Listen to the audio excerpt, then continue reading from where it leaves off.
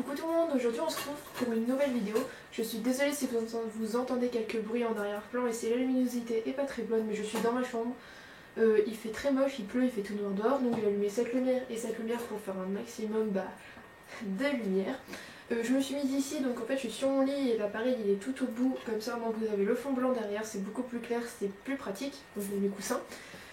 Et voilà, donc j'essaye au mieux de faire en sorte que vous ayez une belle image. Le son, j'espère qu'on entend bien parce qu'il est quand même plus loin que d'habitude, donc j'essaie de parler un peu plus fort. Et donc voilà. J'ai regardé donc la liste des vidéos que vous m'aviez demandé. Donc il y avait pas mal de choses et j'ai pris en fait la dernière qu'on m'a mise sur ma page Facebook, qui était donc une de mes abonnées qui me demandait ouais, que faire quand mon cheval embarque au galop. C'est un sujet un peu délicat parce que tout dépend du cheval en fait, mais je vais essayer en gros d'expliquer comment faire pour éviter ce genre de problème qui en plus quand on est un peu plus débutant, enfin qu'on est un peu novice, souvent ça peut faire en sorte que on prend peur et après on n'a plus envie de galoper, on n'a plus envie de monter tout court, bref, voilà. Donc déjà, le cheval, pourquoi il embarque soit parce qu'il a eu peur de quelque chose, voilà, imaginons que vous êtes tranquille en prise comme ça, il y a un élément nouveau ou quoi, ou un oiseau qui s'envole, un truc qui tombe, un bruit, il va vous embarquer, il va partir plein pot, vous n'allez pas comprendre pourquoi. Soit c'est parce qu'il a envie de s'amuser tout simplement, voilà, c'est comme ça. En hiver souvent ils aiment bien faire les abrutis, à partir à fond. Soit c'est dans sa nature tout court et dans ce cas-là c'est différent, genre Thémaline elle embarquait tout le temps au galop comme ça, et c'était limite dangereux. Donc à ce niveau-là, que faire quand votre cheval il embarque au galop? Pour le premier cas, donc le cheval qui a peur.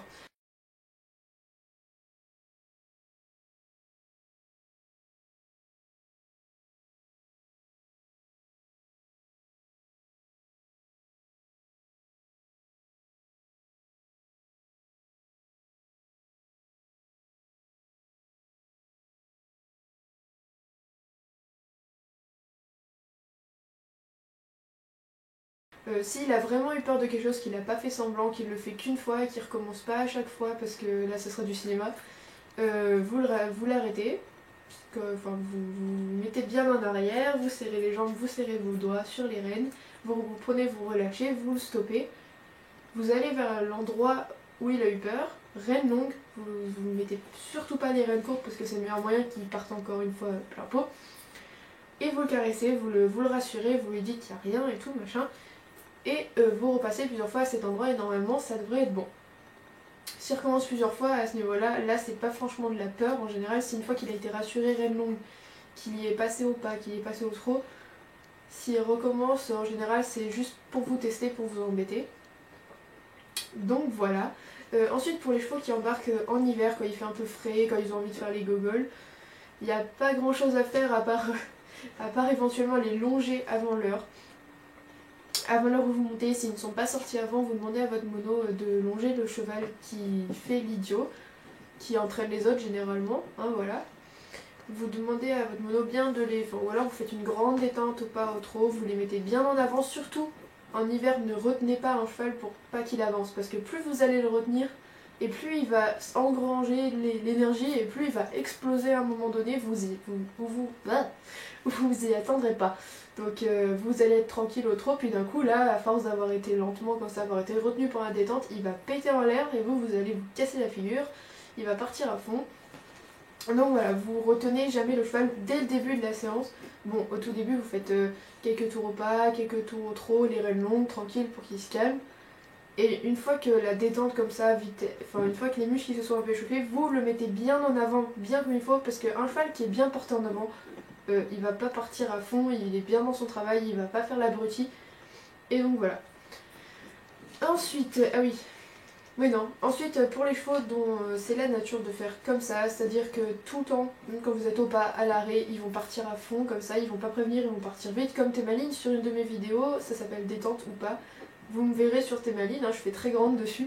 Elle est tranquille au pas, je fais une petite volte et là elle m'embarque, elle part au galop d'un coup comme ça quoi. Et ça c'était tout le temps. C'est vraiment embêtant avec un bon cavalier dessus, ça va parce qu'on s'y fait, on a l'habitude. Mais quand c'est les plus jeunes, ils sont vraiment très déstabilisés quand elle partait vite comme ça et ça devenait dangereux pour les deux parce qu'elle voyait pas où elle met les pieds et elle se casse la figure. Donc voilà. Donc à ce niveau-là, si le cheval c'est dans sa nature de faire ça, pareil, essayez vraiment de le longer avant de monter, ça le calmera déjà pas mal. Ensuite, lorsque votre cheval vous êtes dessus, vous sentez qu'il va faire l'abruti, pendant la descente, mettez-le sur un 8 de chiffre tout seul à l'écart des autres. Vous faites des 8 comme ça, des vols, des 8, vous l'incurvez, vous le faites bien avancer. En général, ça le calme, ça le canalise dans son travail. Et voilà. Ensuite, si le cheval, quand il part à fond, vous faites systématiquement des cercles quand vous êtes en reprise, je parle les uns derrière les autres, il va se dire cool, si je pars à fond, on me met en cercle, je suis tranquille, peinard, on m'arrête et tout, je me repose. Quand c'est comme ça, essayez de vous mettre derrière un cheval qui est assez gentil, qui va pas taper méchamment. Et quand elle embarque, et ben vous l'arrêtez, vous lui mettez la tête dans la barrière, vous lui mettez le pli vers l'extérieur, vous l'arrêtez en ligne droite. Et même si elle rentre dans le cheval dedans, et ben tant pis pour elle, parce que si elle se prend un coup, elle va se dire merde, je devrais peut-être pas partir aussi vite, alors maintenant je vais me calmer. En général, ça suffit à les calmer. Après, il y en a, ils s'en foutent complètement, genre Témaline, elle s'en foutait elle de rentrer dans les gens, c'était même elle qui les attaquait les gens, donc voilà. Après, il y a des chevaux, c'est vraiment des gags quoi. Pour éviter qu'un cheval vous embarque, déjà il faut éviter de rester cramponné aux rênes. Alors ça c'est la pire chose à faire parce que plus vous allez être cramponné aux rênes, plus vous allez vous crisper, plus vous allez avoir tendance à partir en avant et plus le cheval il sent que vous partez en avant, plus il va avoir envie d'accélérer. Voilà, si vous vous cramponnez aux rênes, il va tirer, il va vous emmener, c'est lui qui a plus de force que vous, ça c'est clair, hein, donc voilà. Le mieux pour éviter que le cheval vous embarque, c'est de vous mettre bien assis sur vos fesses, le buste bombé comme ceci, les épaules en arrière, et vous soutenez les rênes légèrement comme ceci avec les coudes au corps. Vous fermez vos doigts, et une fois que le cheval y ralentit, vous relâchez, et vous recommencez une fois qu'il repart, vous serrez les doigts, vous relâchez, vous serrez, vous relâchez. Au moins, le cheval il sait que quand il fait bien, vous relâchez, parce que si on monte tout le temps, il se dit ouais bah de toute façon même si je ralentis, elle lâche pas les rênes donc tant qu'à faire je vais accélérer. Et vous oubliez surtout pas de serrer vos jambes. Alors oui, les jambes servent à donner l'impulsion, mais dans l'arrêt par exemple c'est très important quand on veut arrêter son cheval de serrer les jambes en même temps qu'on serre les doigts sur les rênes, parce que ça aide à garder les postérieurs engagés en dessous. Et de la même façon ça aide à tenir le cheval pour pas qu'il embarque. On serre bien ses jambes, on se met bien en arrière, on serre bien les doigts sur les rênes, on ne tire pas, on serre les doigts sur les rênes. Et ça fait que le cheval va ralentir. C'est vraiment avec le bassin, vous arrêtez de l'accompagner, vous vous bloquez et vous vous mettez bien en arrière. Et normalement ça suffit pour le ralentir.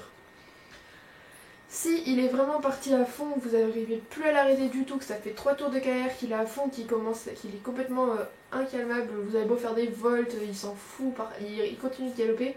Là j'ai envie de dire que la meilleure chose à faire c'est de se jeter par terre. Parce que c'est soit ça, soit en général vous tombez quand vous ne l'avez pas voulu et là c'est plus dérangeant parce que le cheval il va pas se fatiguer au bout d'un moment, en général il va péter en l'air, il va s'arrêter, il va faire l'abruti. Quand un cheval est vraiment lancé, que vous avez plus aucun contrôle dessus mais vraiment plus aucun, il vaut mieux se jeter dans un endroit safe de la carrière, vous vous jetez du côté intérieur, là où il y a beaucoup de sable, je sais pas où vous voulez. Mais vous essayez de sauter vous-même, pas que ce soit vous qui tombez accidentellement et que vous vous fassiez mal. C'est déjà arrivé à une amie à moi, la jument l'avait embarquée. En fait, elle a sauté de la jument, elle s'est retrouvée debout, quoi. Elle est même pas tombée et voilà. On était tous morts de rire parce que elle avait trop bien géré son coup. Et sinon, voilà. Je pense que j'ai à peu près tout dit. On peut aussi parler des embouchures, hein, parce qu'un cheval qui embarque, naturellement tout le monde va avoir tendance à lui mettre un gros mort dans la bouche pour le retenir. Non, c'est pas nécessaire, moi je dirais plutôt de mettre un releveur. Témaline, on lui a mis un releveur, et elle était beaucoup mieux avec le releveur, elle embarquait beaucoup moins. Mais on évite tout ce qui est pélame, tout ça là, parce que c'est pas comme ça que le cheval il va changer, il va pas changer parce que vous lui avez mis un mort très sévère dans la bouche. De toute façon, un cheval qui embarque, si vous avez la main dure dessus, vous allez encore plus vous faire traîner, donc voilà. Donc je pense que j'ai fait à peu près le tour du sujet, j'ai pas fait mon plan de vidéo sur papier, mais bon, ça devrait aller quand même. Alors voilà, j'espère que cette vidéo vous a plu, n'hésitez pas à donner vos suggestions de vidéos à part une journée dans ma pause, s'il vous plaît. Et voilà, je suis désolée pour le manque de vidéos, déjà ce week-end j'étais avec mon copain, lundi j'étais encore avec mon copain, puis ensuite j'ai eu mes choses de fille donc j'avais mal au ventre, je suis restée au lit toute la journée. Hier il s'est passé quoi? Hier j'étais avec mon copain et mardi j'ai rangé ma chambre de fond en comble toute la journée. Donc voilà, c'est seulement aujourd'hui que je reprends mes vidéos. Et il y en aura d'autres, il y en aura plein d'autres tout bientôt. Dont comment bien débuter sur YouTube. Beaucoup de gens je peux plus. Beaucoup de gens me l'ont demandé, même si Colline et KidFan l'ont fait. Je pense avoir des points de vue différents là-dessus. Bien que Colline soit une très grande amie à moi, c'est pas du tout le problème. Colline et moi on est très différentes niveau caractère, donc ce sera une vidéo en gros je ne plagie personne, j'aurai mon point de vue là-dessus et voilà. Donc j'espère que cette vidéo vous aura plu. Je vous retrouve bientôt pour une nouvelle vidéo. Bisous!